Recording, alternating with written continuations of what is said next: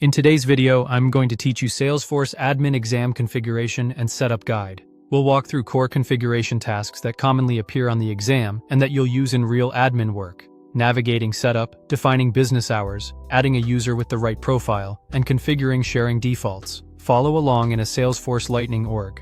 Start by logging into your Salesforce account.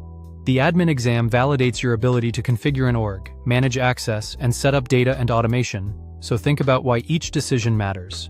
Once you're in, open Setup from the gear icon, then choose Open Advanced Setup to access the full admin console. In the Quick Find box, type Business Hours and open it. Business hours define when your organization is open for processes like case escalations, entitlement milestones, and time-dependent automation. Click New Business Hours. Give the record a clear, descriptive name so other admins instantly understand its purpose. Select the correct time zone for the team or region these hours support, then mark it active so it's available for use. Set it as the default to make these hours the org-wide baseline for calculations, unless something more specific overrides them.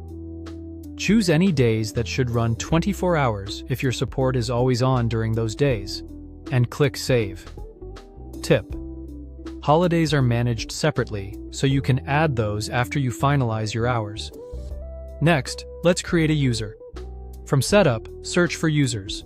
This area controls identities, login access, licenses, and profiles. Click New and enter the user's details, making sure the email address is valid so they receive activation messages. For Profile, select System Administrator only if that person truly needs full administrative access. This profile grants broad permissions such as customization, data management, and security administration. Click Send Invitation to email the activation link and let the user set their credentials. Then click Close to return. Now configure sharing. Search for sharing settings. This page defines who can see which records across the org. Under Organization-Wide Defaults, click Edit. OWDs establish the baseline level of access per object.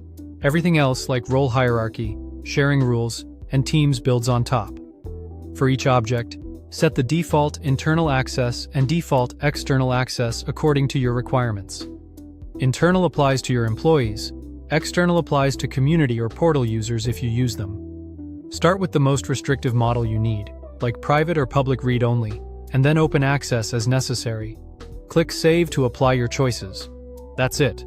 Login and navigation, business hours, user creation, and OWDs, all aligned with key admin exam topics.